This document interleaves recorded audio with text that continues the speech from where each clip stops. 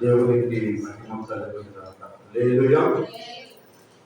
దేవుని వాక్యాన్ని మనం ధ్యానం చేసుకుందాం. పరిశుద్ధ గ్రంథం నుంచి 4వ అధ్యాయం. ద్వితీయోపదేశకాండం పరిశుద్ధ గ్రంథంలో నుంచి ద్వితీయోపదేశకాండం 4వ అధ్యాయం 23-24 వచనాలు చదువుతున్నాం. ద్వితీయోపదేశకాండం 4వ అధ్యాయం 23-24 వచనాలను మనం చదువుతున్నాం.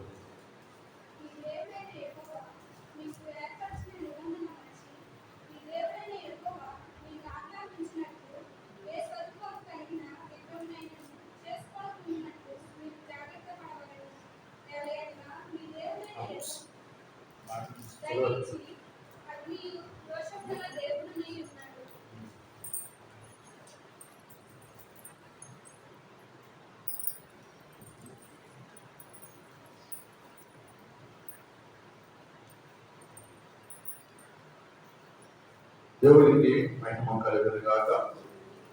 మరొకసారి ఆ మాటలు నేను చదువుతాను, చూడండి. ద్వితీయోపదేశకాండం 4వ అధ్యాయం 23వ వచనం 24వ వచనం చదువుతున్నాను. మీ దేవుడైన యెహోవా మీకు ఏర్పరిచిన నిబంధనలు మరిచి నీ దేవుడైన యెహోవా నీకు ఆజ్ఞాపించినట్లు ఏ స్వరూపము కలిగిన విగ్రహమునైనను చేసుకొనకుండానట్లు మీరు జాగ్రత్త పడవలను. ఏలయనగా నీ దేవుడైన యెహోవా దహించు అగ్నియు రోషము గల దేవుడినై ఉన్నాడు. నాతో పాటు ఈ మాట చెప్పండి. నీ దేవుడైన యెహోవా దహించు అగ్నియు రోషము గల దేవుడినై ఉన్నాడు. ఆమేన్. హల్లెలూయా.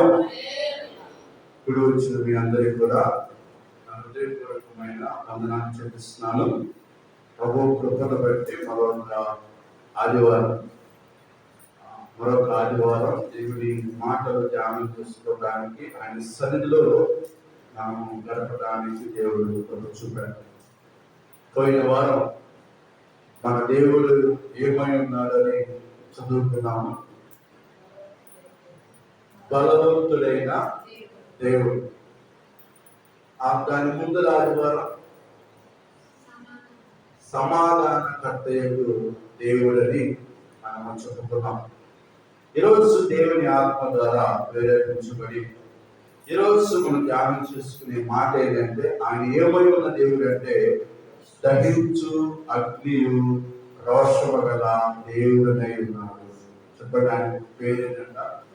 దహించు అగ్నియు. అందరూ చెప్తామా? దహించు అగ్నియు రోషము గల దేవుడు. అలాగే ఈ వచనాలు అలా పెట్టుకుని మళ్ళా ద్వితీయోపదేశకాండం 9వ అధ్యాయం 3వ వచనం చదువు.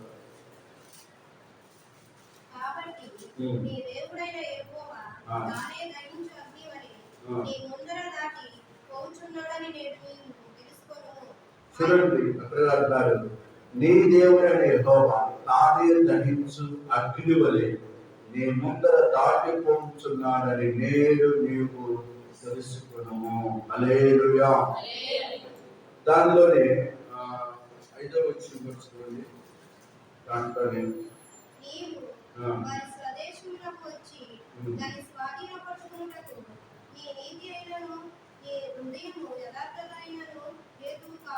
సరే, దీన్ని అలా ఉంచండి. అలాగే హెబ్రీయులకు రాసిన పత్రిక, అపోస్తలుడైన పౌలు గారు హెబ్రీయులకు రాసిన పత్రిక 12వ అధ్యాయము 29వ వచనం. అపోస్తలుడైన పౌలు గారు హెబ్రీయులకు రాసిన పత్రిక 12వ అధ్యాయం 29వ వచనం. 28 నుంచి కంటిన్యూ. అందువలన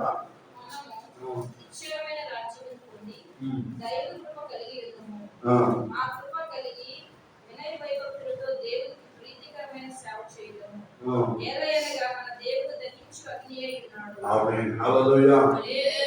ఏలయనగా మన దేవుడు దహించు అగ్ని అయి ఉన్నారు. ఈరోజు మన టాపిక్ మనం ఏ అంశం గురించి ధ్యానం చేసుకుంటున్నామంటే, మనం ఆరాధించే దేవుడు దహించు అగ్నియు రోషం గల దేవుడై ఉన్నారు. మన ద్వారా ఆయన బలవంతుడైన దేవుడు తన బాహుబలం చేత ఇశ్రాయేలును ఎలా తీసుకొచ్చాడో మనం చూసాం. అంత ముందర ఆయన సమాధానకర్త అయిన దేవుడు అని మనం ధ్యానం చేసుకున్నాం. ఈరోజు మనం ఆరాధించే దేవుడు ఎవరంటే దహించు అగ్ని. ఆయన నామములో మరొక నామము, ఆయన పేరు ఒకటి ఏంటంటే దహించు అగ్ని. ఆయన రోషం గల దేవుడు.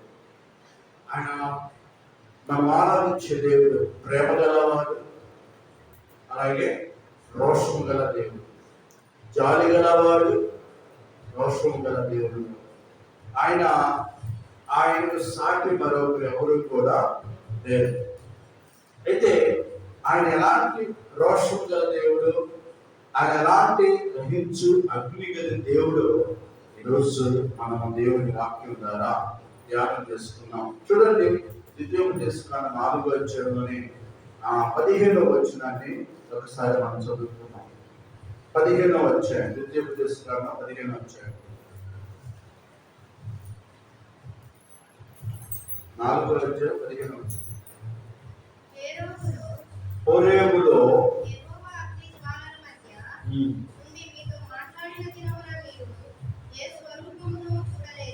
హోరేబులో యెహోవా అగ్ని జ్వాలల మధ్య నుండి మీతో మాట్లాడిన దినమును మీరు ఏ స్వరూపమును చూడలేరు. హోరేబులో దేవుడు ఇశ్రాయేలుతో మాట్లాడాడు. ఎలా మాట్లాడాడు? యెహోవా అగ్ని జ్వాలల మధ్య నుండి మీతో మాట్లాడిన ఆ రోజు మీరు ఏ స్వరూపమును కూడా చూడలేరు. దీని ఎక్స్టెన్షన్ వర్డ్ ముందు కొంచెం వాక్యం అయితే దానిలో చదువుతున్నాను. 12వ వచనం. యెహోవా ఆ అగ్ని మధ్య నుండి మీతో మాట్లాడు మాటల ధ్వని మీరు వింటిని కానీ ఏ స్వరూపమును మీరు చూడలేదు. దానికి కొంచెం ముందుకు వెళ్తే నిర్గమాకాండం 19వ అధ్యాయం 18వ వచనం. నిర్గమాకాండం 19వ అధ్యాయం 18వ వచనం. అగ్నితో సీయోను పర్వతం మీదకు దిగి వచ్చినందున అదంతయు ధూమమయమై ఉండెను. దాని ధూమము కొలిమి ధూమము వలె లేచి పర్వతమంతయు మిక్కిలి కంపించెను. దేవునికి స్తోత్రం. హల్లెలూయా. మోషే సీనాయి పర్వతం మీదకు దేవుడు పిలిచినప్పుడు వెళ్ళాడు. అయితే ఇశ్రాయేలీయులందరూ ఆ యొక్క కొండ పైకి వెళ్ళేది కానీ కొండ కిందే ఉన్నారు. కొండ కిందే ఉండి ఆ కొండను కూడా ముట్టుకోకూడదు. అంత జాగ్రత్తగా వారిని అక్కడ ఆ యొక్క మోషే ఇశ్రాయేలు చెప్పి వారికి ఒక అహరోనును వీళ్ళందరూ చూసుకోమని చెప్పి మోషే దేవుడితో మాట్లాడడానికి ఆ యొక్క సీనాయి పర్వతం మీదకి వెళ్ళాడు. అప్పుడు దేవుడు మోషేకు 10 ఆజ్ఞలను ఇస్తాడు. ఇక్కడ దేవుడు చెప్తున్నదే, ఆ హోరేబులో యెహోవా అగ్ని జ్వాలల మధ్య నుండి మీతో మాట్లాడిన దినమున మీరు ఏ స్వరూపమును చూడలేదు. నీవు ఆరాధించే దేవుడు, నేను ఆరాధించే దేవుడు ఈ రూపము అని నువ్వు చెప్పడానికి లేదు. ఈ రూపము అని అనడానికి మనకు వీల్లేదు. ఎందుకంటే ఆయన ఎవరు కూడా చూడలేదు. మోషే అంటాడు, అయ్యా నీ ముఖము నాకు చూపించు అని మోషే దేవుడు అడిగితే దేవుడు అంటాడు, నా ముఖము నువ్వు చూడలేవు కానీ నా వెనక పాదములు నువ్వు చూడు అంటాడు. ఆ వెనక పాదములను చూసినప్పుడే ఆ ప్రకాశమైన వెలుగు చేత మోషేకు కళ్ళు కొంచెం ఇబ్బందికరంగా అంతలాంటి వెలుగు. మోషేతో దేవుడు ఒక ఫస్ట్ అటాక్, దేవుడితో మోషే ఎలాగా అటాక్ చేశారంటే, మోషే గొర్రెలు కాచుకుంటున్న సమయంలో, తన మామ మందలో కాచుతున్న సమయంలో దేవుడు మోషేతో మాట్లాడతాడు. ఒక ఒక మంట మండుతుంది, అగ్ని మండుతుంది పొదలో. ఆ పొదలో నుంచి మోషే మోషే అని పిలుస్తున్నారు. ఈ మాటలో నిర్మాణ 3వ అధ్యాయం కాబట్టి దేవుడు మోషే మోషే అని పిలుస్తున్నప్పుడు నన్ను పేరు పెట్టి పిలుస్తున్నారు ఎవరా అని ఆ యొక్క స్థలానికి వెళ్ళబోతుంటాడు. మనిషిని కనపడుతుంది కానీ మనిషి ఆ స్వరం మాత్రం వినపడుతుంది. ఎప్పుడైతే ఆ స్వరం వినపడి ఆయన అక్కడికి వెళ్తున్నప్పుడు దేవుడు అంటాడు, మోషే నీ చెప్పులు అక్కడ విడిచి ఈ స్థలానికి రా, ఎందుకంటే నేను మాట్లాడే స్థలం ఎలాంటిదంటే పరిశుద్ధమైన స్థలం. హల్లెలూయా. అప్పుడు మోషే ఆ అగ్నిని మాత్రమే చూస్తారు కానీ ఆయన స్వరూపమును చూడలేదు. అలాగే ఇశ్రాయేలు కూడా ఆయన స్వరూపమును చూడలేదు. అందుకే మనం ఆరాధించే దేవుడు ఆత్మదేవుడు, సర్వాంతర్యామి, అన్ని చోట్ల ఉండే దేవుడు. ఆయన ఆత్మ ద్వారా మనల్ని సంధించే దేవుడు. ఆయనకు ఒక స్వరూపము, ఒక రూపం అనేది నీవు నేను చెప్పడానికి వీల్లేదు. ఈరోజు చాలా మంది ఆయన రూపం ఇదని ఫోటోలు పెట్టుకుని ఆ ఫోటోలకు పూజ చేసి కొబ్బరికాయలతో లేకపోతే ఆ ఫోటోలకి ఆరాధన చేస్తున్నారు, లేకపోతే ఆ ఫోటోలు ఇది అని చెప్పుకుంటారు. వాస్తవానికి అయితే ఆ ఫోటో యేసు ఫోటో కాదు. ఒక మనిషి ఆ పోలిక అలా కనపడే వ్యక్తి ఒక ఆర్ట్ బొమ్మ తీసి అలాగే పబ్లిసిటీ చేసుకున్నాడు. ఈరోజు ఆ బొమ్మ బాగా ఫేమస్ అయిపోయింది. వాస్తవానికి దేవుడికి ఒక రూపము ఏమి లేదు, ఒక స్వరూపమైనను లేదు. హల్లెలూయా. అందుకే యేసు ప్రభు దేవుడు మాట్లాడుతున్నప్పుడు, మోషేతో మాట్లాడుతున్నప్పుడు మోషే ఆయనకు అగ్ని ద్వారా మాట్లాడే కానీ తన ముఖం చూపించి మాట్లాడేది లేదు. కానీ ఒక చోట అంటాడు, దేవుడు మోషే నాతో మోషే దేవుడు ఎలా మాట్లాడుతున్నారంట, ముఖాముఖిగా, అంటే అంత డీప్ గా మాట్లాడుతున్నారు కానీ ఒక రూపం అయితే కనపడలేదు. ఇట్లా మాట్లాడుతున్నారే కానీ ఒక అగ్ని ద్వారా దేవుడు మోషేతో మాట్లాడుతున్నారే కానీ ఈ స్వరూపము ఈ రూపము అనేది లేదు. ఇప్పుడు మనకు కనపడే క్యాలెండర్లో కానీ లేకపోతే బయట ఫోటోలో కానీ ఆ రూపము నిజమైన యేసు ప్రభు రూపము కాదు. మన వాక్యాన్నే నమ్మాలి. దేని నమ్మాలి? వాక్యమే దేవుడు. యేసు బైబిల్ స్పష్టం వాక్యమై ఉన్న దేవుడు. అందుకే వాక్యం చదువుతున్నప్పుడు దేవుడు మనతో ఏం చేస్తారంట, మాట్లాడతాడు. కాబట్టి వాక్యాన్ని నమ్మాలి. మన గృహాల్లో వాక్యమే ఉంచుకోవాలి. ఏదో రోడ్డు మీద ఒక బొమ్మ కనపడుతుందని ఆ బొమ్మ కూడా మనం పెట్టుకోకూడదు. ఎందుకంటే ఆ బొమ్మలో ఏమీ లేదు, వాక్యములోనే ఉంది. హల్లెలూయా. స్తోత్రం చేద్దాం. హల్లెలూయా.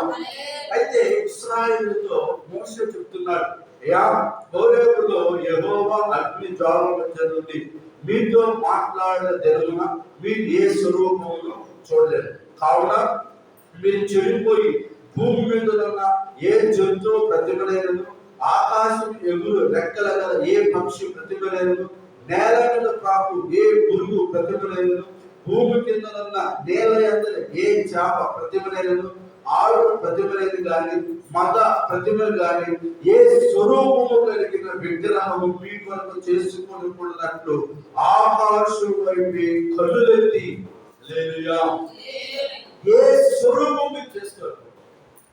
అది ఆడ మగ జంతువ పక్షుల ఏ రూపము కూడా ఇది దేవుడు అని చెప్పడానికి వీలు లేదు. కాబట్టి జాగ్రత్తగా మీరు వినాలి అని మోషే ఇశ్రాయేలు చెప్తాడు. మీరు ఏ రూపం చేసుకోవద్దు. అది పక్షుల రూపమా, జంతువుల రూపమా, మనిషి రూపమా, ఆడ రూపమా, మగ రూపమా, దేని రూపం చేసుకోకూడదు అంటూ ఏమన్నాడు? 9వ వచనం, సూర్య చంద్ర నక్షత్రాలను ఆకాశ సైన్యములు చూచి మరల కలుపబడి నీ దేవుడు యెహోవా ఆకాశం ఉన్న సమస్త ప్రజల వరకు పంచిపెట్టిన వాటిని నమస్కరించి వాటిని పూజింపబడినట్లు మీరు బహు జాగ్రత్త పడుడి. హల్లెలూయా. చూడండి, సూర్య చంద్ర నక్షత్రములైనను ఆటి రూపమునైన నువ్వు చేసుకోకూడదు, దానికి నువ్వు ఏం పడకూడదంట, సాగిపడకూడదు. ఎందుకంటే నీ దేవుడు దహించు అగ్నియు రోషము గల దేవుడు. హల్లెలూయా.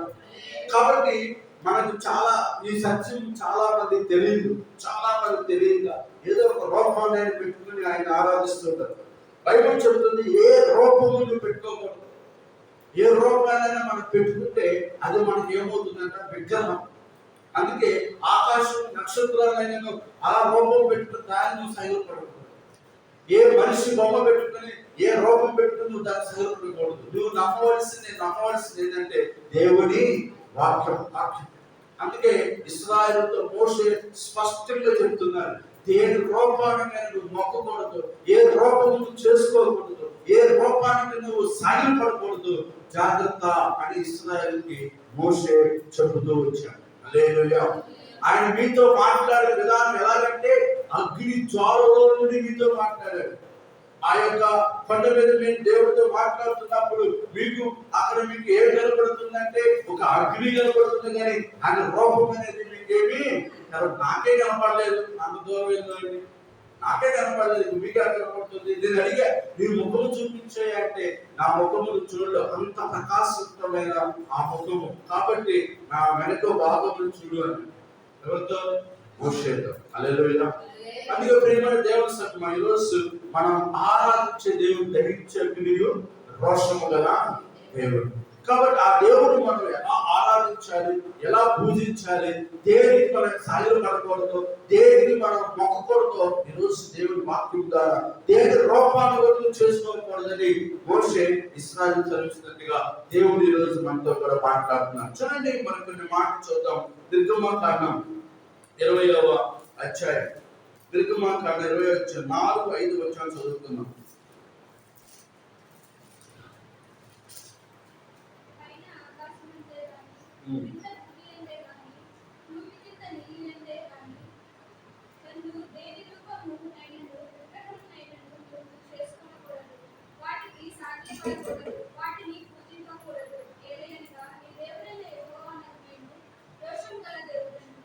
దేవునికి స్తోత్రం. హల్లెలూయా.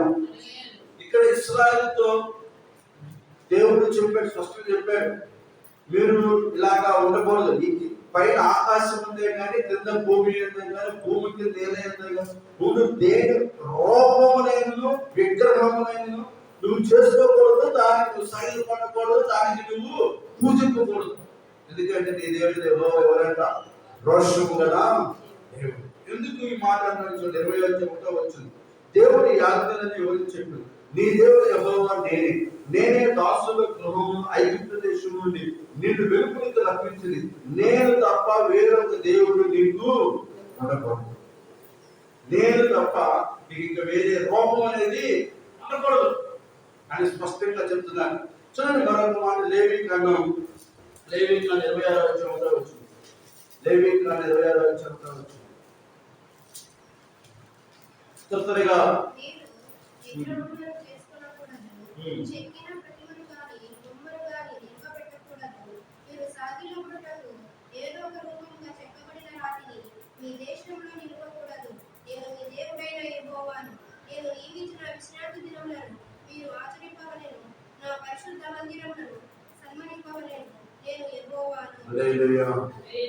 ఇశ్రాయేలుకి పదే అని చెప్పిన మాట ఏంటంటే, నువ్వు ఏ రూపము చేసుకోకూడదు. అది ఆడ, జంతువ, నక్షత్రాల, అది ఏ రూపము చేసుకోకూడదు, దానికి నువ్వు సాగేలా పడకూడదు. మళ్ళా ఇక్కడ చెప్తున్నాడు, మోషే ద్వారా దేవుడు ప్రజలు చెప్తున్నాడు, చెక్కిన ప్రతిమని కానీ బొమ్మను కానీ నువ్వు నిలబెట్టకూడదు, మీరు సాగిపడకూడదు, ఏదో ఒక రూపంగా చెక్కబడి రాత్రి మీ దేశంలో నిలపకూడదు, నేను మీ దేవుడైన యెహోవాను. హల్లెలూయా. దేనిని చెక్కిన ప్రతిమ, సపోజ్ ఇది చెక్కబడింది, ఒక వ్యక్తి చెక్కాడు, ఒక చెక్క తీసుకుని చెక్కాడు. ఎందుకు చెక్కాడంటే ఇది ప్రత్యక్ష గుడారంలో దీపవృక్షం అంటారు. ఇక్కడ లైట్లు ఉంటాయి, లైట్లు పెడితే మనకి లైట్లు కూడా ప్రత్యక్ష గుడారంలో ఇది దీపవృక్షం ఎప్పుడు వెలుగుతూ ఉంటుంది. సాదృశ్యంగా మనం ఇక్కడ పెట్టుకుంటాం. ఇది ఒక వ్యక్తి తయారు చేశాడు. అయితే దీనికి మనం సాయం పడకూడదు.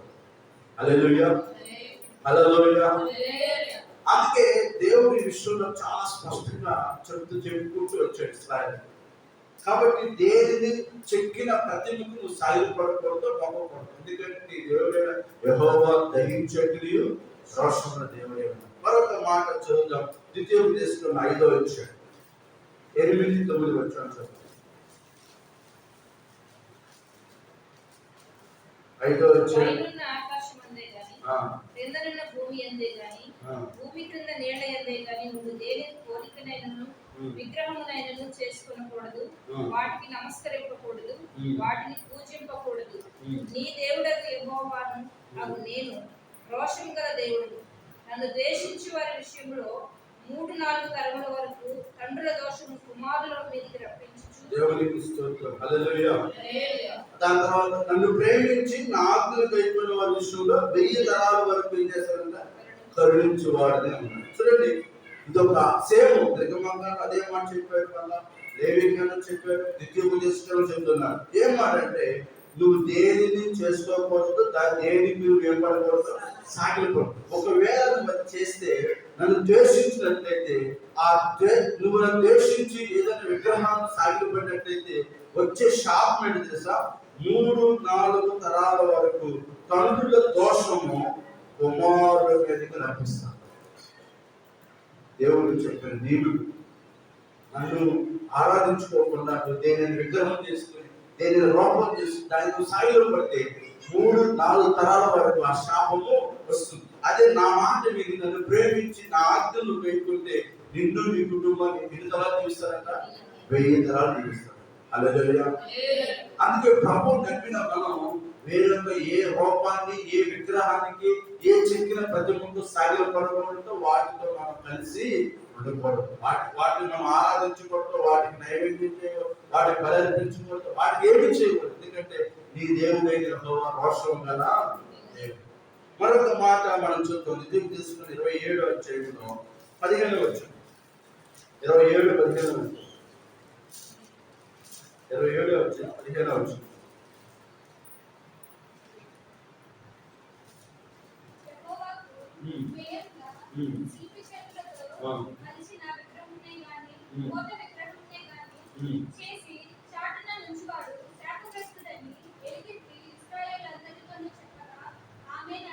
చూడండి, ఇశ్రాయేలుతో ఒక కఠినమైన ప్రమాణం చేయించాడు దేవుడు మోషే ద్వారా.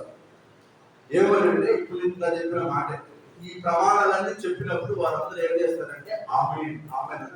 దేవుడు ప్రమాణం చేశారు, దేవునికి హేయముగా శిల్పి చేతుల్లో మలచబడిన విగ్రహానికే కానీ, కోత విగ్రహానికి కానీ చేసిన చోట ఉంచువాడు వాడు ఏమవుతారంట? శాపగ్రస్తుడు. ఎలుగెత్తి చాటించు, ఒకవేళ అలా చేసినప్పుడు శాపగ్రస్తుడు అవుతాడు. కాబట్టి ఎలుగెత్తి చాటించినప్పుడు ఇశ్రాయేలు అందరూ ఆ మాట విని ఆమేన్ ఆమేన్, మేము అలాగే జీవించును గాక, దేవుడినే మేము ఆరాధించుకును గాక అని వాళ్ళు ఆమేన్ ఆమేన్ అని దేవుడిని స్తుతిస్తున్నారు. హల్లెలూయా. మరొక మాట మనం చూద్దాం. ద్వితీయోపదేశం 17వ అధ్యాయం 3వ వచనం. 17వ అధ్యాయం 3వ వచనం.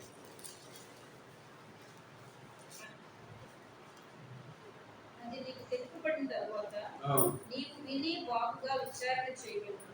అది నిజమైన ఎడల, అనగా అట్టి హేయక్రియ ఇశ్రాయేలులో జరిగినట వాస్తవమైన ఎడల, ఆ చెడ్డ కార్యము చేసిన పురుషుని గాని స్త్రీని గాని గ్రామం వెలుపలికి తీసుకుని పోయి రాళ్లతో చావగొట్టవలెను. విగ్రహారాధన చేస్తే ఆ రోజుల్లో దేవుడిని కాకుండా ఏదైనా రూపాన్ని చేసుకుని దాన్ని చెక్కిన ప్రతిమకు ఎవరైనా సాగిలో పడితే వాడిని తీసుకెళ్ళి ఏం చేస్తారు తెలుసా? బయటికి తీసుకెళ్ళి రాళ్ళు పెట్టి కొట్టి చంపుతారు. అంత కఠినమైన ఆజ్ఞ. కూర్చున్నా,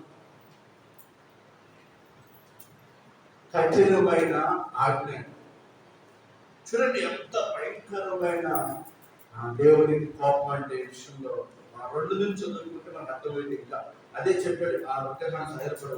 ఒకవేళ వాడు చేసేదని ఎవరైనా సాక్షులు చెప్పినట్లయితే వాడిని తీసుకుని వెళ్ళి బయటకు తీసుకెళ్ళి ఏం చేయాలంటే వాళ్ళతో చావగొట్టాలి. 2-3 సాక్షుల మాట మీదనే చావదగిన వారికి మరణ శిక్ష. విగ్రహారాధన అంటే అంత కోపం దేవుడు. దేన్నైనా మనం సాగిలో పడినా దేనికైనా మన లోపాన్ని ఏదో తెలుస్తున్న లేదా చుట్టాలని ఏదో కార్యక్రమం వెళ్ళాలి, దాన్ని మనం మొక్కిన లేకపోతే నమస్కరించిన అది చాలా భయంకరం. అది చాలా పొరపాటు అన్నమాట. బయట చెప్తున్న ఆ రోజుల్లో కూడా ఎవరైనా చేస్తే వాడిని ఊరి వెలుగులో తీసుకొని బాగా పెట్టుకుంటే ఏం చేసేవాళ్ళ చంపేసి. తర్వాత మరొక మాట చూద్దాం. 2వ రాజు గ్రంథం 17వ అధ్యాయం 16వ వచనం. 2వ రాజు గ్రంథం 17వ అధ్యాయం.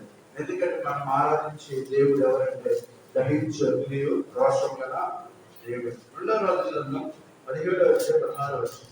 వారు తమ దేవుడైన యెహోవా ఆజ్ఞలన్నిటినీ అనుసరింపక పోత విగ్రహములైన 2 దూడలను చేసి దేవతా స్తంభములను నిలిపి ఆకాశ సమూహమునకు నమస్కరించి బయలు దేవతను పూజించిరి.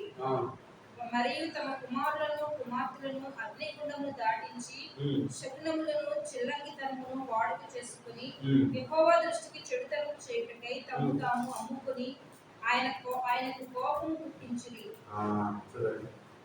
దేవుని ప్రజలు అసలు ఫస్ట్ నుంచి చెప్పే మాట ఏంటి? దేవుడు చెప్పే మాట ఫస్ట్ నుంచి అసలు దేవుని పదార్థంలో ఒక ఆజ్ఞ ఏంటి? నీ దేవుడే యెహోవానే నువ్వు సేవించాలి, పూజించాలి, ఆరాధించాలి. దేనికి సాగిలపడకూడదు, దేనికి మొక్కకూడదు, దేనికి నమస్కరించకూడదు, ఏ రూపాన్ని నువ్వు చేసుకోకూడదు అని స్పష్టంగా చెప్పుకుని వచ్చాడు. ఆ ఆజ్ఞని ఇశ్రాయేలు తిరస్కరించారు, దేవుడి మాటను వ్యతిరేకించి వారు చేసిన పని తెలుసా? ఆ ఆజ్ఞను అనుసరింపగా పోత విగ్రహాలను 2 తోడలు చేసి దేవతా స్తంభములు నిలిపి ఆకాశ సమూహములకు నమస్కరించి బయలు దేవతలు ఏం చేశారంట?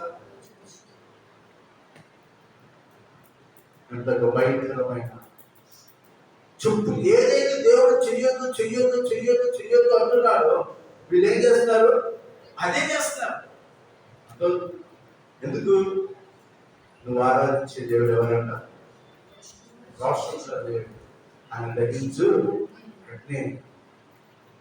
మనం ఆరాధించే దేవుడి గురించి నాకు తెలియాలి. కాబట్టి చాలా కాంప్రమైజ్ అయిపోతున్నారు. చాలా మంది కాంప్రమైజ్ అయిపోతున్నారు.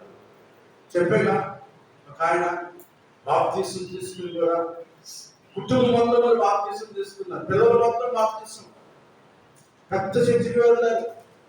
కానీ ఈ మధ్యనే ఏ ఊరు వెళ్ళా కూడా లేకపోతే ఇక్కడ ఫోకస్ ఈ జనాల పట్టణంలో ఏ ఫంక్షన్కి వెళ్ళా లేకపోతే ఏ కార్యక్రమాలు పండుగ కార్యక్రమాలు కూడా వాళ్ళ ఆచార్య ప్రకారం ఆ విగ్రహం నమస్కరించి దాన్ని సాగిపడి వాళ్ళ ఇష్టాన్ని వాళ్ళని మెప్పించడానికి, వాళ్ళ తోటి ఉద్యోగస్తులతో మెప్పించడానికి, వాళ్ళ తోటి కొలీగ్స్ చుట్టాలను మెప్పించడానికి, వాళ్ళతో పాటు వీళ్ళు కూడా అలా గుట్టు పెట్టుకుని అలాగా పూసుకుని అలా కొబ్బరికాయలు పెట్టి అలాగా.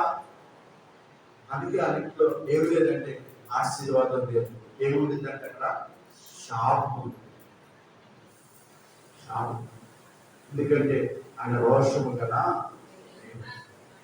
ఆయన రోషము దేవుడు సామాన్యుడు కాదు, మనం ఆరాధించే దేవుడు. ఆయన దహించి వేసే దేవుడు, కాల్చి వేసే దేవుడు కూడా. అందుకే ఇశ్రాయేలు చేసే తప్పు మళ్ళీ వాళ్ళ పిల్లలంతా తమ కుమార్తెలు అగ్ని కూడా దాటించారంట. శకునములు చెల్లంగితనములు వాడు చేసుకుని యెహోవా దృష్టికి చెడుతనముకై తమను తాము అమ్ముకుని ఆయనకు కోపం పుట్టించలే. ఎవరికి? దేవుడి. ఆయన ఫస్ట్ చెప్పిన మాట అదే, మీరు చెయ్యొద్దు, మీ పిల్లలు చేయొద్దు. వాళ్ళు చేస్తూ వారి పిల్లలు కూడా శకునాలను ఇంకా అగ్నిగుండాలను దాటించి చిల్లంగతనములు అగ్నిగుండం దాటి శకునములు చిల్లంగతనములు వాడు చేసుకున్నారు. దేవుడి దృష్టికి కోపం పుట్టించారు. ఎంత భయంకరమైన శిక్ష! తర్వాత భయంకరమైన శిక్షలోకి వచ్చింది, 18 వచ్చింది. కాబట్టి యెహోవా ఇశ్రాయేలును బహుగా కోపించి తమ సముఖం నుండి వారు వెలగొట్టిన కనుక యోధా గోత్రముగా మరి ఏ గోత్రము శేషించి ఉండలేదు. హల్లెలూయా. దేవుడి కోపం వచ్చి అందరిని వెలగొట్టేశాడు, అందరిని ఎక్కేసాడు. ఒక యోధా గోత్రం మాత్రమే ఉంది. ఎందుకంటే ఆ యోధా గోత్రం నుంచి వచ్చిన వాడు ప్రభు అయిన యేసుక్రీస్తు. ఎందుకంటే మనం ఆరాధించే దేవుడు ఎప్పుడు ప్రేమగల దేవుడే, జాలిగల దేవుడే అనుకుంటా ఉంటారు, రైట్? దాంతో పాటు ఆయన ఏంటంట? రోషం గల దేవుడు. ఆయన ఏంటంటే దహించు అగ్ని 21వ అధ్యాయం 2వ వచనం దీంట్లోనే 21వ అధ్యాయం 3వ వచనం 21వ అధ్యాయం 3వ వచనం తన తండ్రి అయిన హిజ్కియా పడగొట్టిన ఉన్నత స్థలములను అతడు తిరిగి కట్టించి బయలు దేవతకు బలిపీఠమును కట్టించి ఇశ్రాయేలు రాజైన అహబు చేసినట్లు దేవతా స్తంభములను చేయించి నక్షత్రములకు మొక్కి వాటిని పూజించుచుండెను. దేవునికి స్తోత్రం. హల్లెలూయా. హిజ్కియా చాలా భయభక్తులు దేవుడు. 15 సంవత్సరాలు హిజ్కియాకి ఏం చేసిన దేవుడు? ఆయుష్ ఇచ్చాడు. అంత స్వస్థపరిచిన దేవుడు. హిజ్కియా దేవుడి పనిలో, దేవుడి ఇంటిలో చాలా పని నమ్మకంగా పనిచేశాడు. రాజుగా ఉన్నప్పుడు చక్కగా పరిపాలన చేశాడు. అయితే ఆయన కొడుకు మనిషే వచ్చాడు. ఆ మనిషే వచ్చినప్పుడు ఏం చేశాడు తెలుసా? ఆ టైంలో అతడు యెహోవా దృష్టికి, 2వ వచనం, అతడు యెహోవా దృష్టికి చెడుతనము జరిగించుచు ఇశ్రాయేలు ఎదుట నిలవకుండా యెహోవా వెళ్ళకుండా జనం చేసినట్టు హేయక్రియలు చేయించు వచ్చిన తన తండ్రిని హిజ్కియా పడగొట్టు ఉన్నత స్థలం అతను తిరిగి కట్టించి బయలుదేరు బలిపీఠం కట్టించి ఇశ్రాయేలు రాజును ఆహాబు చేసినట్లు దేవతా స్తంభం చేయించి నక్షత్రాల మొక్కి వాటిని పూజించు వచ్చాడు. ఈరోజు కొంతమంది ఇళ్ళలో ఎలాగ ఉన్నారు? తల్లిదండ్రులు తండ్రులేమో ప్రార్థన చేస్తున్నారు, కూతురు విగ్రహాలు పెడుతున్నారు. నేను మొన్న మధ్య స్కానర్ దుష్ప్రారంభంలో చూసాను కొంతమంది.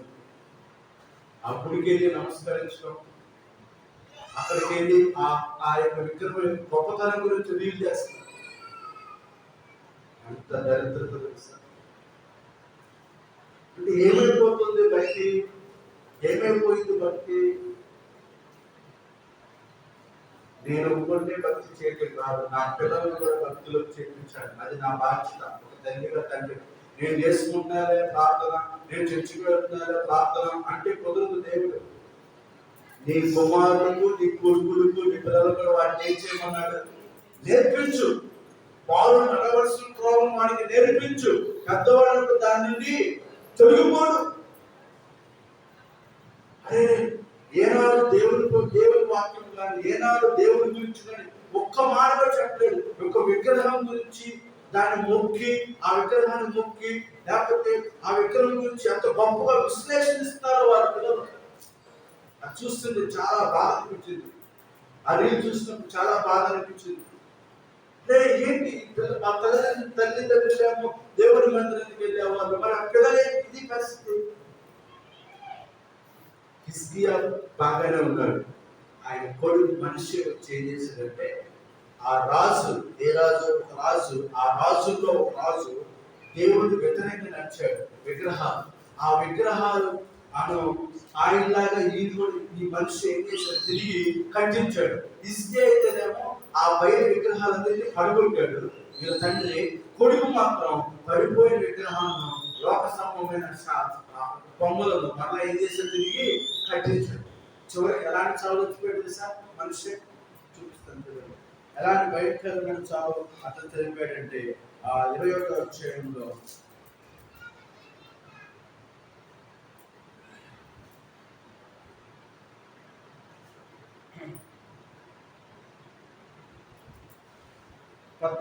మరి నా స్వాస్థ్యంలో శేషించుని తోసివేసి వారి శత్రువుల చేతి వాళ్ళు అప్పగింది. వారు తమ శుద్ధులు ఐగుప్తు దేశం వచ్చిన నేటి వరకు నా దృష్టి కీడు చేసి నా కోపం పుట్టించింది కనుక వారు తమ శత్రులందరి చేతి దోచబడి నష్టం ఉంది. మరియు మనిషి యెహోవా దృష్టిని చెడునపరిచి యోదావారి పాపంలో దింపుని కాక యెరూషలేమును ఆ కొన నుండి ఈ కొన నుండి ఆ కొనకు రక్తంతో నిన్నట్లు నిరపరాధ రక్తము బహుగా ఒలికించింది. మనుష్యుడు చేసే ఇతర కార్యం గురించి, అతను చేసిన అంతటి గురించి, అతను చేసిన దోషం గురించి యోధాల వృత్తాంతం గ్రంథంలో రాయబడింది. మనుష్యుల కృష్ణుతో కూడా నిద్రించి ఉజ్జయిన తోటలో తన నగరం దగ్గర సమాధి చేయబడింది. ఇక్కడ లేదు కానీ తెలుగు ప్రాంతంలో ఉంది దీని గురించి. మనిషి దేవునికి స్తోత్రం, హల్లెలూయా. అక్కడ చాలా భయంకరంగా ఆయన ఎలాగా చనిపోయాడో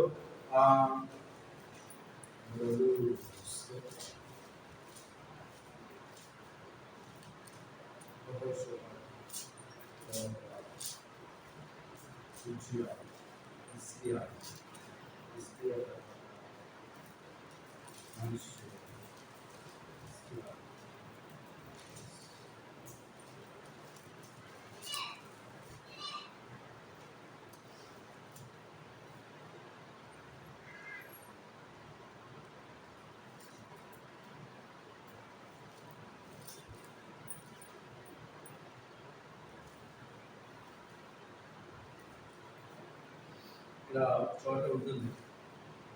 చాలా ఆయన భయంకరంగా చనిపోయినట్టుగా కనపడలేదు. తర్వాత నేను చూపిస్తాను. ఆయన చివరికి చాలా భయంకరమైన మరణం, ఆయన భయంకరమైన మరణము ఆయన అనుభవించారు. దేంట్లో? ప్రాంతంలో 33.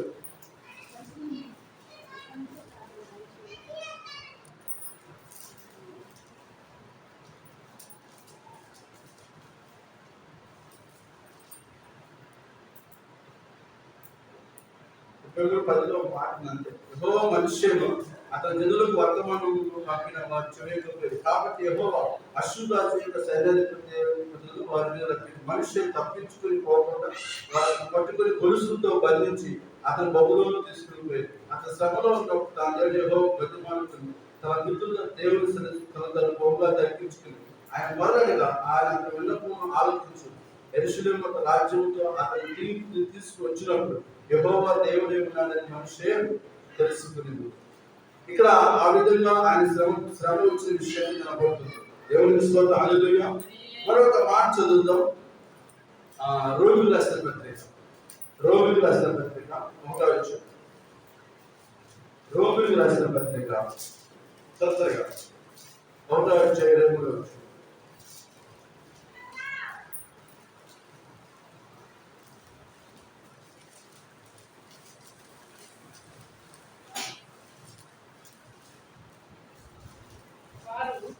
అక్షయుడు దేవుని మహిమను క్షయమైన మనుషుల యొక్కయు పక్షుల యొక్కయు చతుష్పాద జంతువుల యొక్కయు పురుగుల యొక్కయు ప్రతిమా స్వరూపంగా మార్చిరి.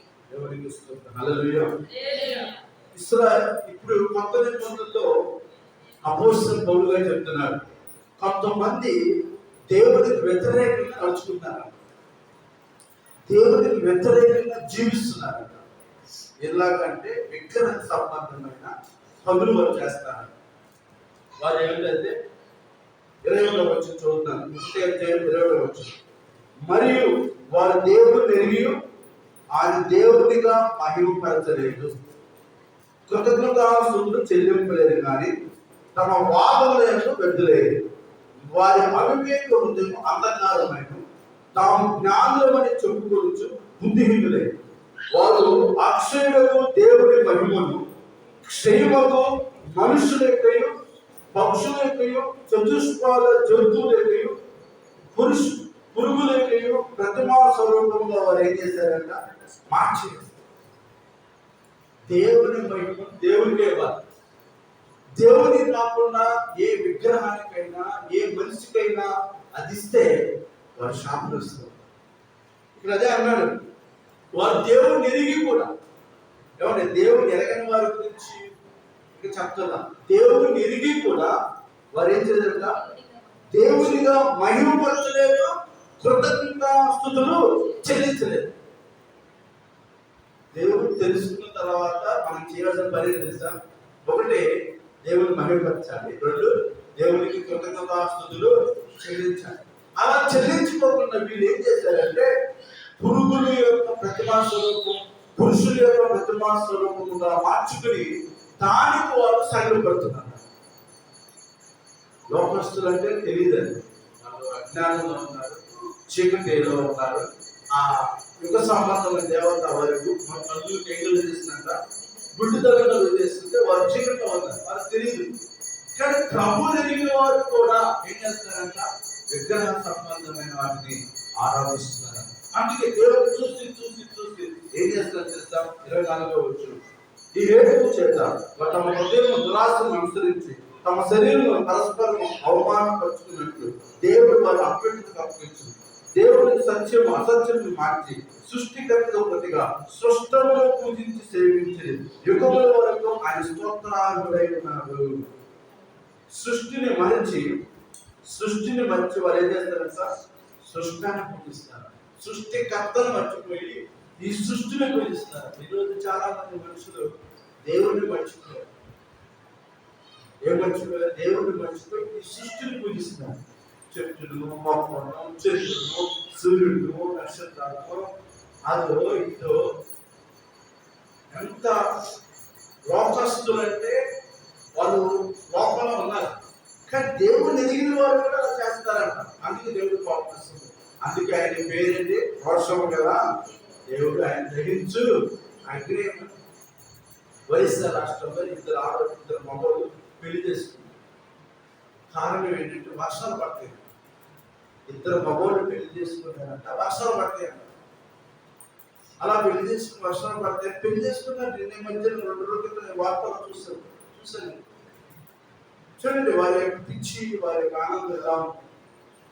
కానీ నీ దేవుడు అలాగెట్టగలరు.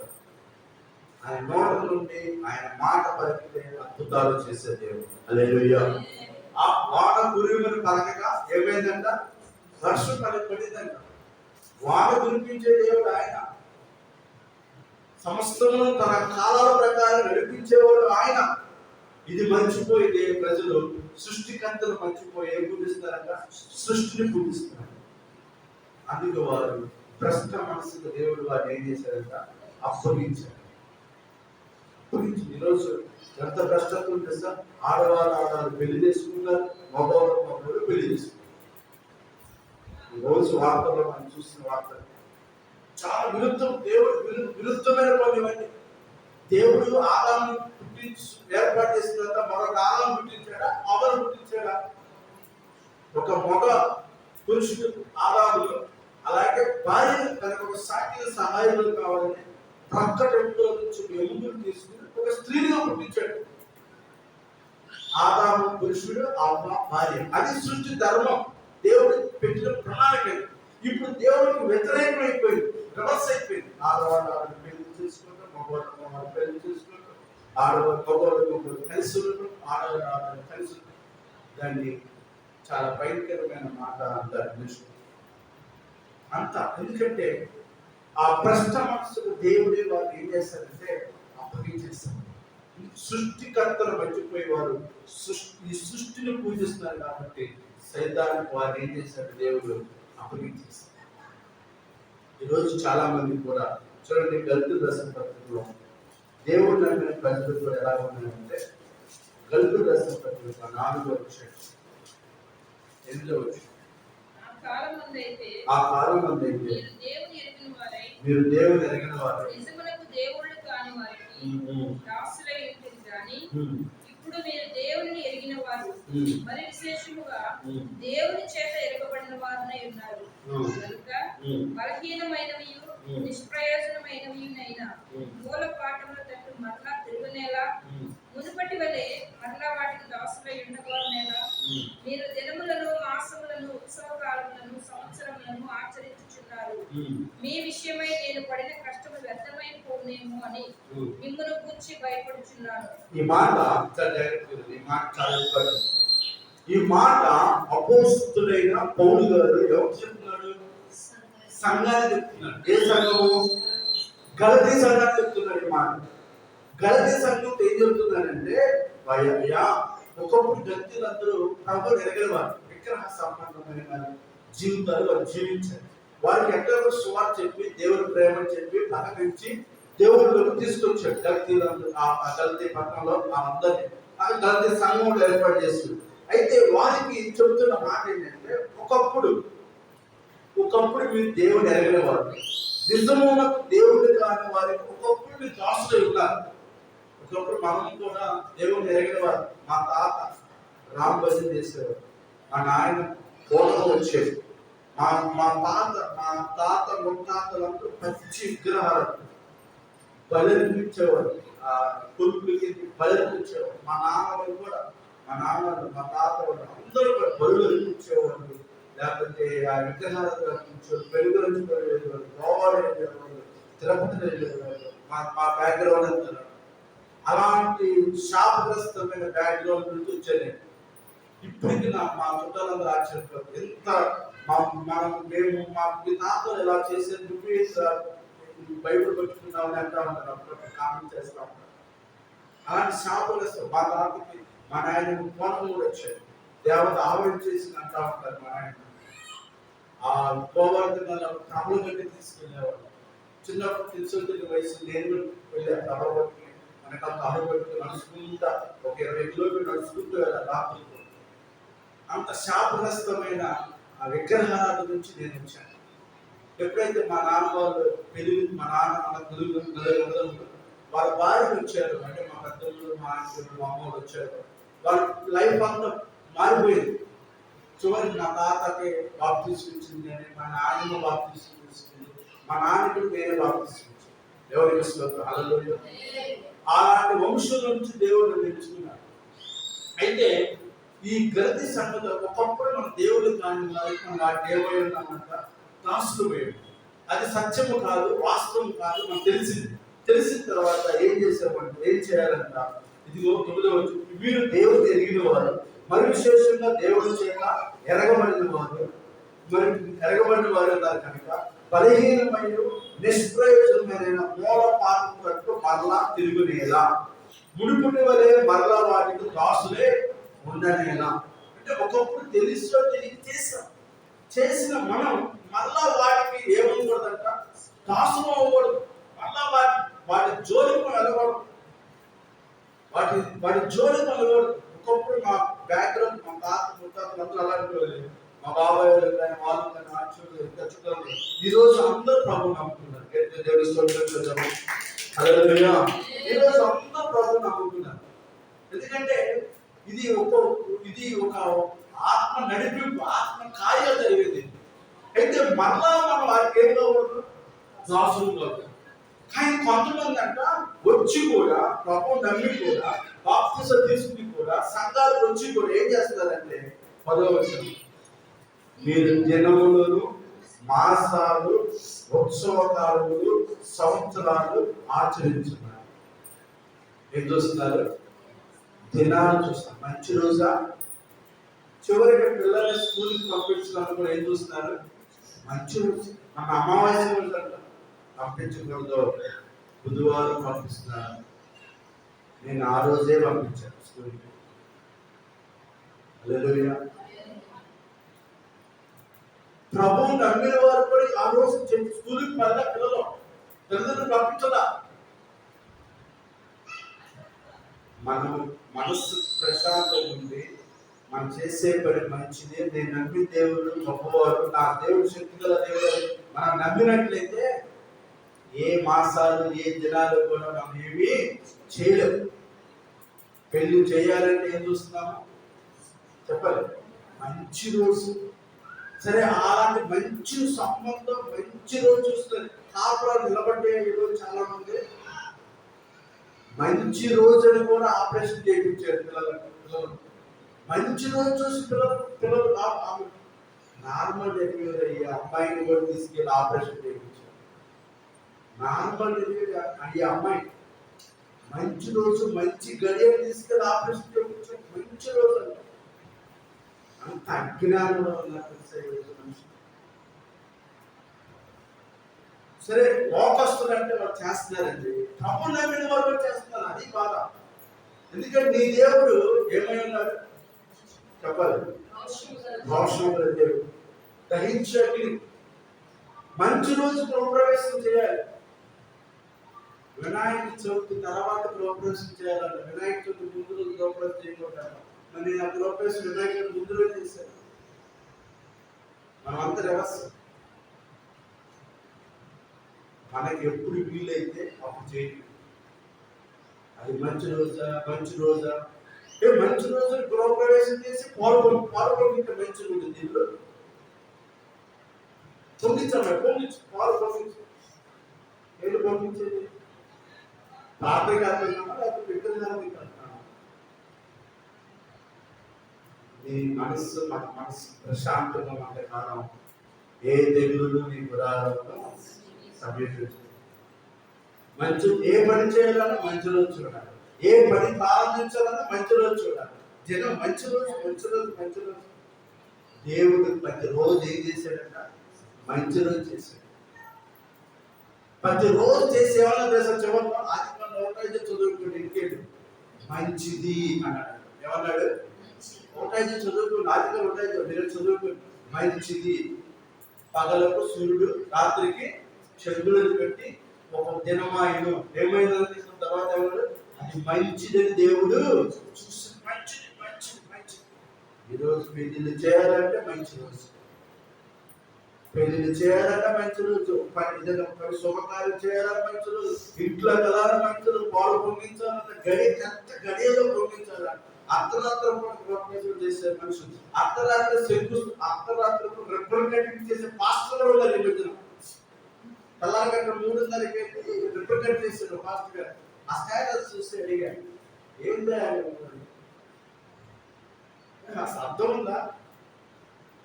అలాగంటే బుర్రలేదు, నీకు బుర్రడనగా ఏమో వెళ్ళకపోతే ఆ విశ్వాసి మా సంఘాన్ని రాజేయడం భయం. ఈరోజు సేవకులంతా ఇదే భయం, గట్టిగా మాట్లాడితే రాజేయమని భయం. మనలాంటి దేవుడు, ఎందుకంటే వాస్తవం ఉండకుండా భద్రపడుతుంది. ఎందుకంటే నడిపించేవాడు దేవుడు, పోషించేవాడు దేవుడు, సహాయం చేసేవాడు దేవుడు. చూడండి, దేవుడు పౌలు గారు స్పష్టంగా ఎవరు చెప్తున్నాడు? బయట ఉన్నవారు చెప్తున్నా, సంఘంలో చెప్తున్నాడు. మీరు దినాలు చూస్తున్నారు, మీరు మాసం, ఏ మాసం? ఆషాఢ మాసం, కార్తీక మాసం, శ్రావణ మాసం. ఏ మాసం? ఆషాఢ మాసం. ఆషాఢ మాసం ఏం చేయకూడదా? ఏం చేయకూడదు? ఏం చేయకూడదు? మీరు చేసుకున్నాం ఆషాఢ మాసం తెలుసా మీకు? మనమంతా జరగచ్చు, మా నాన్నలు, మా ఫ్యామిలీ కూడా చెప్పే ఆ మాసం అందుకే తెలిసి అవుతుంది మనకు. ఆ మాసం ఈ మాసం ప్రభు నడిపామంటే ఈ వాక్యాన్ని గట్టిగా పట్టుకుని నడవాలి. ఎందుకు నడవాలి? నీ దేవుడు ఏమైనాడు? రాష్ట్రం. ఈరోజు చాలా మంది ప్రజలు, విశ్వాసులు, క్రైస్తవులు రాజీ పడిపోతున్నారు భక్తులు. ఏ రాజీ? ఇలాంటి విషయాలు. మంచి రోజు చూడటం, శంకుస్థాపన చేయాలి, మంచి రోజు చూడాలి. అసలు నేను ఏది కూడా మంచి రోజు చూడాలి. నాకు అనుకూలం అంటే సేవలో అనుకూలం అంటే మన మందిరం ప్రారంభించిన రోజు 7వ తారీఖు అండి. ఆ 7 మనం ప్రారంభించుకున్నాం కాబట్టి మనం ప్రారంభించుకున్నాం. నేను ఏ నక్షత్రాలు చూడలేదు, తెలుగు చూడలేదు, ఏది చూడలేదు. కానీ దేవుడి పని ఆగిందా? అంటే అది ఆయన పని, మనకంటే కాదు. మన సొంత శక్తితో, మన సొంత బలంతో మనం ఏమీ చేయలేం. దినాలు చూస్తున్నారు, మాసాలు చూస్తున్నారు, ఉత్సవాలు చూస్తున్నారు, సంవత్సరాలు చూస్తున్నారు. ఇవన్నీ నక్షత్రాలు. ఇదే వృక్షం ఒక శీర్షమా? ఏదో శీర్షం అంట, ఏ రాశి అండి. ఇదే రాశి మృగరాశ, ఆ రాశి సన్యాసి రాశి అనుకోవడం. ఏ రాశి? జాతకాలు చోటు చెప్పించుకుంటారు. ఇందాకేమో అగ్గిని కూడా దాటించారు పిల్లలు. చోటు చెప్పించుకోవడం, చిలక రోజు చెప్పించుకోవడం. లోకస్తులు నా మనసు, వాళ్ళకంటే తెలియదు, అజ్ఞానస్తులు, వాళ్ళ అజ్ఞానంలో ఉన్నారు. ప్రభువు అంటే బాప్తిసం తీసుకున్నారు. నీవు నేను వాళ్ళ పనులు చేయకూడదా? ఎవరు జోలిగా మీరు జనాలు పౌరు గారు అన్నాడు, మీరు అలా చేస్తుంటే అన్నాడు. తప్పదు, మీ విషయమై నేను పడిన కష్టము వ్యర్థమైపోయింది. నేను మీకోసం ఎంత కష్టపడి సువార్త చెప్పి సంఘాన్ని ఏర్పాటు చేసి మిమ్మల్ని ప్రభు దగ్గర తీసుకొస్తే మీరు మళ్ళా అలాంటి పనులు చేస్తుంటే నాకు చాలా ఏమనిపిస్తుంది? బాధ వస్తుంది. నేను పడిన కష్టం వ్యర్థమైపోతుందేమోనని మిమ్మల్ని గురించి నేనేం చేస్తాను? భయపడుతున్నాను. నిజమైన కాపరికి ఒక భయం చెప్పు ఏంటి తెలుసా? అరే ఈ కోసం ఎంతగా ప్రార్థన చేసి, ఎంతగా కన్నీరు కాచి, ఎంతగా స్వార్థ చెప్పి ప్రభు దగ్గర తీసుకొస్తే, బాప్తిసం ఇచ్చి ప్రభు నడిపిస్తే మళ్ళా ఆమె విగ్రహారాధన వైపు తిరగకుండా ఆత్మీయ నడిపించుకుంటూ తీసుకుని వస్తా ఉంటుంటే మళ్ళా ఆమె విగ్రహారాధన వైపు వెళ్ళిపోతే ఆయన ఎంత బాధ తెలుసా? అయ్యో ఇన్ని రోజు స్వార్థ చేసి ఇంతగా నడిపించి మళ్ళా ఆమె లోపల వెళ్ళిపోతుందని చాలా బాధగా ఉంది. హల్లెలూయా, హల్లెలూయా. ప్రభు నామమున మనకి అన్ని రోజులు మంచిది. సోమవారం మంచిది, మంగళవారం మంచిది. మంగళవారం డబ్బులు ఇవ్వరంట, శుక్రవారం డబ్బులు ఇవ్వరంట. మరి ఇదేంటో ప్రార్థనకి వెళ్ళేవాళ్ళు కూడా శుక్రవారం డబ్బులు ఇవ్వకూడదు. శుక్రవారం వ్యాపారం జరగదు, మంగళవారం డబ్బులు ఇవ్వకూడదు. మంగళవారం ఏ పాపం చేసింది? ఏ పాపం చేసింది? ఈ చేతితోనే వాళ్ళు నీ చేతి నరికేయచ్చుగా, ఈ చేతితో పరిణామం. మన మనస్సు, మంచి మనస్సుతో ఏది చేసినా దేవుడు దాన్ని ఏం చేస్తాడంటే ఆశీర్వదిస్తాడు. అంతేగాని ఏదో పెట్టుకుని దినాలు, నక్షత్రాలు, ముహూర్తాలు చూసుకుని అది ఏది చేసినా నా చేసింది ప్రభు నమ్మిన ప్రభు నమ్మి ఇలా దినాలు, మాసాలు చూసి వాళ్ళ పెళ్లి చేసుకుని ఇంకో చేస్తాను వాళ్ళ జీవితంలో ఆశీర్వదించబడి నా తరలో నేను చూడను. ఎందుకంటే ప్రభు ఒప్పుకోడు. నువ్వు ప్రభువు నమ్మి అనిపించుకొని చేస్తావా? తప్పు అంటాడు. నేను మోసము దేవుడు, నువ్వు ఆ పనులు చేయకూడదు అంటాడు దేవుడు. గలతీ సంఘానికి పౌలు కూడా అదే మాట చెప్తున్నాను. చూడండి, కొరింథీ రాసిన పత్రిక, లాస్ట్గా కొరింథీ రాసిన పత్రిక, మొదటి కొరింథీ రాసిన పత్రిక 8వ అధ్యాయం 4వ వచనం. 8వ అధ్యాయం 4వ వచనం. కాబట్టి విగ్రహములకు బలిగా అర్పించిన వాటిని తింటే విషయము లోకమందు విగ్రహము వట్టిదనియు ఒక్కడే దేవుడు తప్ప వేరొక దేవుడు లేడనియు ఎరుగుదము. దేవతలు అనబడిన వారును ప్రభువులు అనబడిన వారును అనేకులు ఉన్నారు.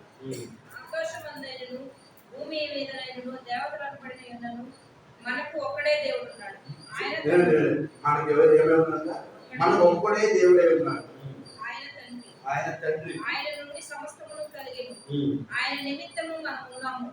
మరియు మనకు ప్రభు ఒక్కడే, ఆయన యేసుక్రీస్తు. ఆయన ద్వారా సమస్తమును కలిగెను. మనము ఆయన ద్వారా కలిగిన వారు. ఈ విగ్రహాలు బలిపించే విషయంలో దేవుడు స్పష్టంగా చెప్తున్నాడు. పౌరుగా ఒక్కడే దేవుడు, వేరొక దేవుడు లేడు. దేవతలు అనబడిన వారు, ప్రభువులు అనబడిన వారు లోపల చాలా మంది ఉండొచ్చు, కానీ దేవుడు కాదు. మరొక విగ్రహం రూపం తయారు చేసుకుని బుధవారం, శుక్రవారం, శనివారం ఒక్కొక్కరు విధంగా వాళ్ళ ఇష్టానుసారి వాళ్ళు చేసుకుంటున్నారు. కానీ మనం పౌరు గారి పరిస్థితి సంఘం చెప్తున్నారు. ఆకాశం అందరూ భూమి దేవతలు ఉన్నారు, మనకు ఒక్కడే దేవుడు. చెప్పండి, మనకు ఒక్కడే దేవుడై ఉన్నాడు. అలా చెప్తామా? మనకు ఒక్కడే దేవుడై ఉన్నాడు. మనము ఆయన వారము. మనం ఎవరు అంట? ఆయన వారు. మనం ఆయన కలిగి చేశారు. ఎలా కలిగి చేశారు తెలుసా? చూడండి, పేతురు రాసిన పత్రికలో ఎలా కలిగి చేశారు. మొదటి పేతురు 2:9.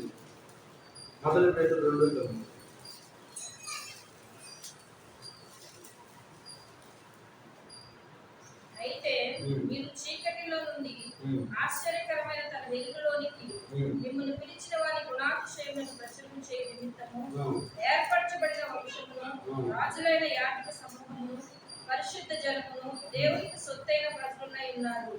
ఒకప్పుడు ప్రజగా ఉండక ఇప్పుడు దేవుని ప్రజ అయితిరి. ఒకప్పుడు కనికరింపక ఇప్పుడు కనికరింపబడిన వారు.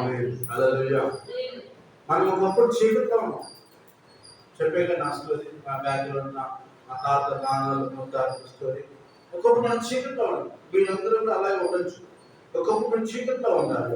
ఆశ్చర్యకరంగా తన వెలుగులోకి మిమ్మల్ని పిలిచిన వారి గుణాతిశయమును ప్రచురం చేయడం మనం ఏర్పాటు చేసుకున్నాం. ఒకప్పుడు చీకటిలో ఉన్నవాడు వెలుగులోకి వచ్చాడు. వెలుగులోకి వచ్చిన మనం చీకటిలో ఉన్న వారిని ఏం చేయాలి? మనం వెలుగులోకి తీసుకురావాలి. ఇది రెస్పాన్సిబిలిటీ. ఇది నీ బాధ్యత, నా బాధ్యత. ఎందుకంటే దేవుడు మనం తీసుకొచ్చినట్టుగా మనము కూడా చీకట్లో ఉన్న వారిని అనేక మందిని ఎక్కడికి తీసుకురావాలంట? వెలుగులోకి తీసుకురావాలి. ఆయన గుణాతిశయాలను మనమందరూ ఏం చేయాలంట? ప్రచురం చేసే నిమిత్తం ఏర్పరచబడ్డ మన వంశము, రాజులైన యాజక సమూహము, పరిశుద్ధ జనము, దేవుడి సొత్తైన ప్రజలమై ఉన్నాం. మనం ఎవరు అంట? ఎవరి సొత్తు? దేవుడి సొత్తు. దేవుడి సొత్తు అయిన ప్రజలు మనం ఇంకెవరు కాదు, దేవుడి సొత్తు. ఎందుకంటే ఒకప్పుడు మనం చీకట్లో ఉన్నామా, ఒకప్పుడు కనికరం పడక, ఇప్పుడు మనం కనికరం పడ్డాం కాబట్టి, ఇప్పుడు ఒకప్పుడు ఆయనకు దూరంగా ఉన్నాం, మనం ఇప్పుడు మన సమీపంగా ఉన్నాం కాబట్టి మనం ఆయన సొత్తైన ప్రజలుగా ఉన్నాం. ఆమేన్. అందుకే మనమందరము ఆయన గుణాతిశయం, ఆయన గుణగణాలను నలుగురికి చీకట్లో ఉన్న వారికి చెప్పి వెలుగులోకి తీసుకురావాల్సిన బాధ్యత మనందరి మీద ఉంది. ఆమేన్. అందుకన్నాడు ఆయన మనందరి ఒకడే దేవుడే ఉన్నాడు, మనము ఆయన వారు. హల్లెలూయా. స్తోత్రం చెల్లి. హల్లెలూయా. చివరిగా ద్వితీయోపదేశకాండం రండి, మళ్ళా 4వ అధ్యాయం. ఆ మాట చదివి మళ్ళా ప్రార్థన చేసుకున్నాం. ద్వితీయోపదేశకాండం 4వ అధ్యాయం 24వ. ఎలయనగా ఈ దేవుడైన యెహోవా దహించు అగ్నియు రోషము గల దేవుడై ఉన్నాడు. ఈ దేవుడైన యెహోవా దహించు అగ్నియు ఏమన్నాడంట?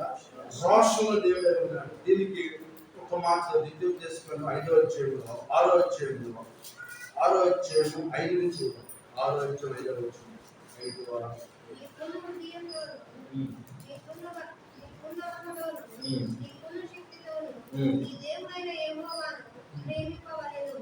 నేను నీకు ఆజ్ఞాపించు ఈ మాటలు నీ హృదయంలో ఉండవలెను. నీవు నీ కుమారులకు వాటిని అభ్యసింపజేసి నీ ఇంట కూర్చున్నప్పుడును, త్రోవను నడుచున్నప్పుడును, పడుకున్నప్పుడును, లేచినప్పుడును వాటిని గురించి మాట్లాడవలెను. సూచనగా వాటిని నీ చేతికి పట్టుకొనవలెను. చూడండి, చాలా స్పష్టంగా చెప్పాడు ఇశ్రాయేలుతో. నువ్వు ఇందాక స్టార్టింగ్ లో చెప్పాడు, నువ్వు ఒక్కరు నడవడం కాదు, ఈ మాటలు నీ పిల్లలకు కూడా ఏం చేయమన్నాడు? బోధించు, అభ్యసించాడు. నీ పిల్లలకు అభ్యసింపచేసి నీ ఇంత కూర్చున్నప్పుడు, త్రోవ నడుచు, పండుకున్నప్పుడు, లేచినప్పుడు వాటి గురించి మాట్లాడు. ఈ మాటలో నాకు చెప్పు, ఇశ్రాయేలులారా, ఐగుప్తు చెర నుంచి దేవుడు మిమ్మల్ని ఎలాగా తప్పించుకుని రక్షించి కాచి కాపాడాడు, ఈ విషయాలన్నీ నీ ప్రజలకు చెప్పు. ఒకవేళ ఎందుకంటే ఒకవేళ నువ్వు చచ్చిపోయిన తర్వాత నీ పిల్లల్లో నీ దేవుడు తెలుసుకోకపోతే మరలా వారు విగ్రహాలతో వెళ్ళిపోతారు. కాబట్టి నీ దేవుడి శక్తి అనేది తెలిసినట్టుగా నువ్వు నీ ప్రజలకు, నీ పిల్లలకు చెప్పాలి. ఆ పిల్లలకు వాటిని అభ్యసింప చేయాలి. అయ్యా, మన దేవుడు ఇలా కాపాడరా, మన దేవుడు ఇలా రక్షించాడురా, మన దేవుడు ఇలా మేలు చేసేరా అని నీ పిల్లలకు ఏం చేయాలంట? చెప్పాలి, అభ్యసింప చేయాలి. ఎందుకంటే నీ దేవుడు ఏమన్నాడు? దహించు రోషము దేవుడు. చివరి లేవీ కాండంలో నిర్గమకాండం 24వ అధ్యాయం 17వ వచనం. నిర్గమకాండం 24వ అధ్యాయం 17వ వచనం.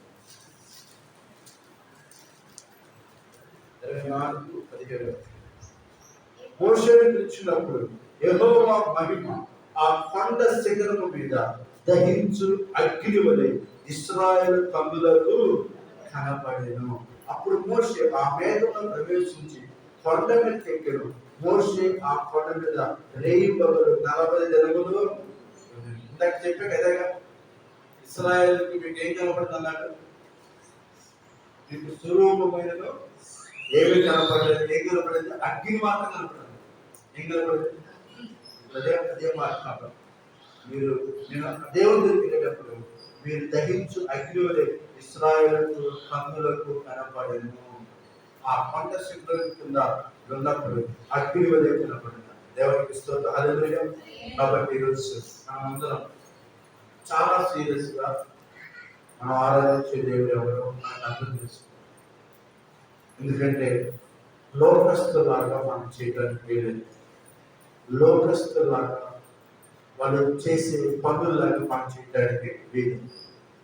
ఎందుకంటే ఈ దేవుడు ఈరోజు గుర్తుపెట్టుకోండి, ఆయన రోషముల దేవుడు, దహించు అగ్ని.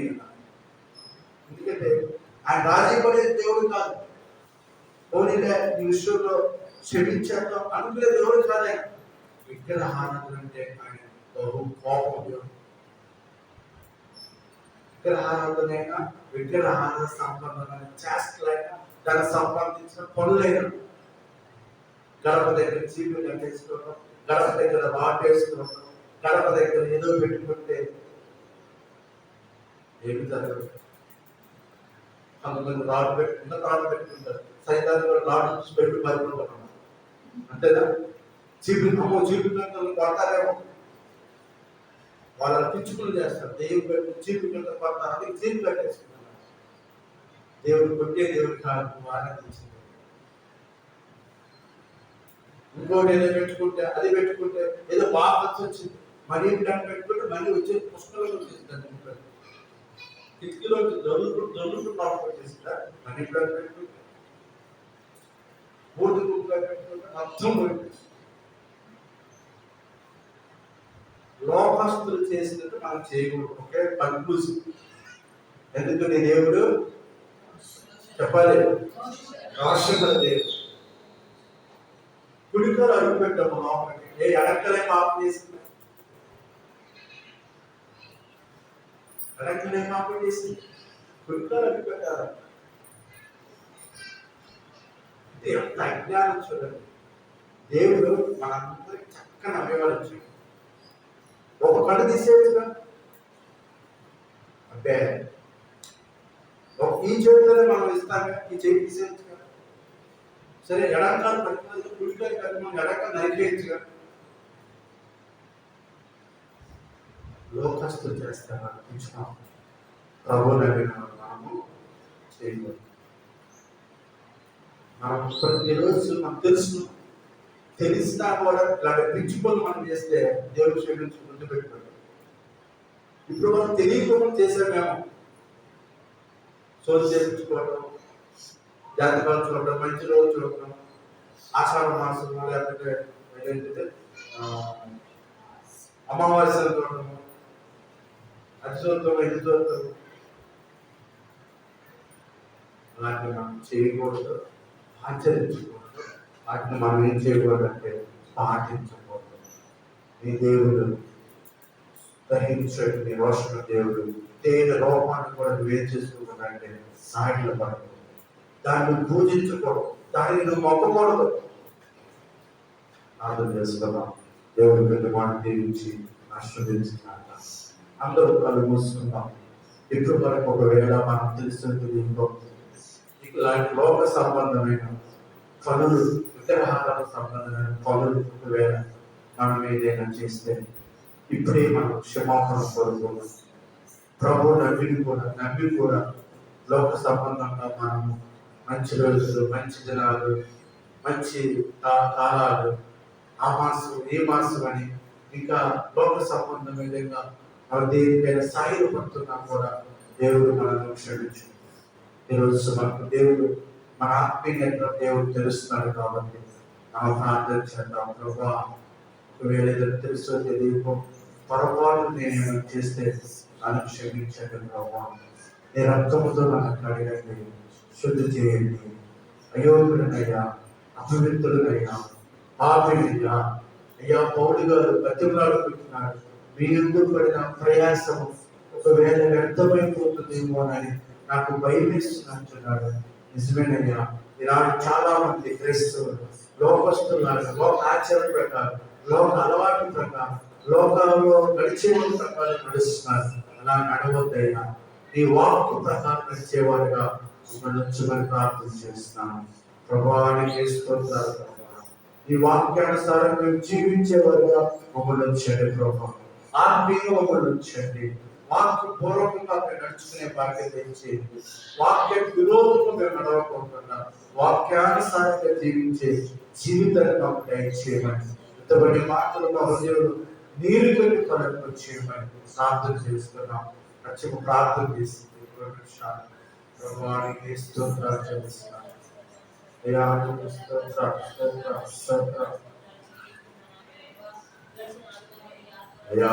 స్తోత్రాలు.